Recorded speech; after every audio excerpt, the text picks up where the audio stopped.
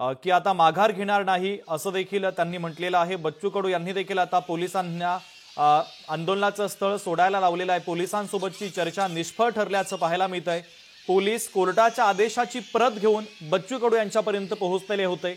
बच्चू कडू यांच्यासोबत पोलिसांनी चर्चा सुद्धा केली, मात्र बच्चू कडू आपल्या निर्णयावरती ठाम आहेत।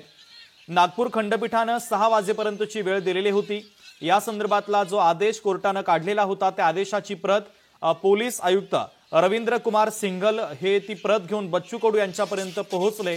मात्र बच्चू कडू आणि पोलीस आयुक्तांमधली चर्चा आता निष्फळ ठरलेली आहे आणि त्यानंतर बच्चू कडू संतापल्याचं देखील पाहायला मिळत आहे आणि त्यानंतर शेतकऱ्यांच्या वतीनं जोरदार घोषणाबाजी करण्यात आली आणि पोलिसांना हे आंदोलन स्थळ आता सोडायला लावलेलं आहे।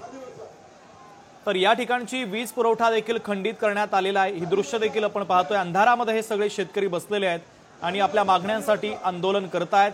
आता कोणत्याही परिस्थितीमध्ये आम्ही माघार घेणार नाही अशी भूमिका बच्चू कडू यांनी घेतलेली आहे।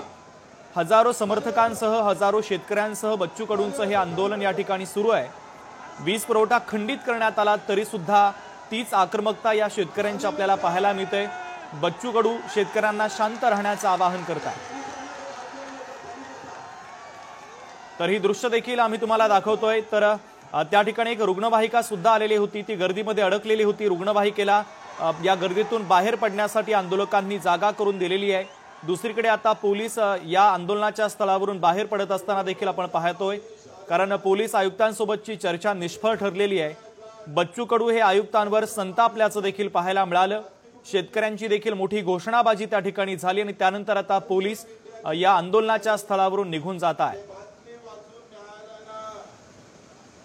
विचार केला काय नुकसान होतं, कशा प्रकारचा त्रास लोकांना होता। न्यायालयाचा आम्ही अवमान करू इच्छित नाही, पण रोज 12 आत्महत्या होते त्याच्या बातम्या ते न्यायालयाने एकही आदेश आतापर्यंत काढला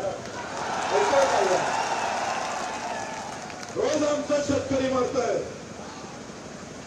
न्यायालयाकडून आम्हाला या अपेक्षा होत्या का इथं मरणाऱ्या शेतकऱ्याच्या एकंदरीत बातम्यावरून एकही न्यायालयाने एकही आदेश काढावा नाही आणि त्या आत्महत्या होऊ नये म्हणून आम्ही बसलो।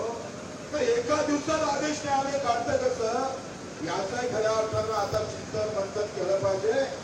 तसा तर प्रोटोकॉल आहे का न्यायालयाच्या बाबतीत आपण काही बोलू नये, पण दिवसांदिवस हा प्रकार जर वाढतच चालला तर मला वाटतं लोकशाहीच आता घातक झालं की काय। अशा प्रकारची व्यवस्था न्यायालयाच्या माध्यमातून होत असेल तर हे अतिशय वाईट आहे। एका बातमीवरून न्यायालय आदेश करतं, निर्णय घेतं, आम्ही ते सगळं मानायला तयार आहे। पोलिसात आम्ही सांगतोय आम्ही इथून तुम्ही मनात तिथून जायला तयार आहे, पण व्यवस्था तुम्हाला जेलाची करावी लागेल। आम्ही इथून हटायला तयार आहोत, आमची व्यवस्था जेलात आपण करावी।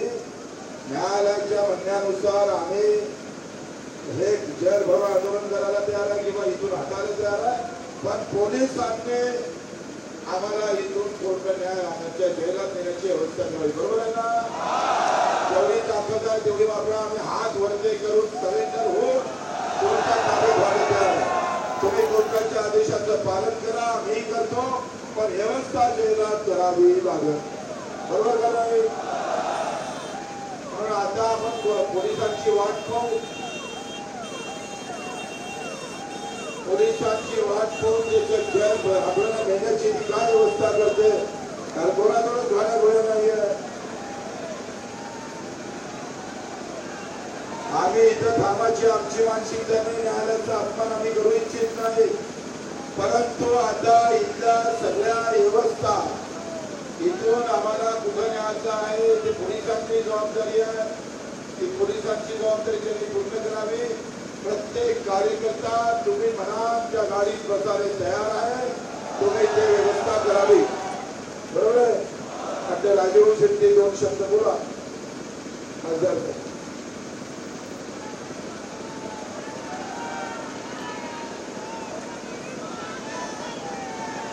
या ठिकाणी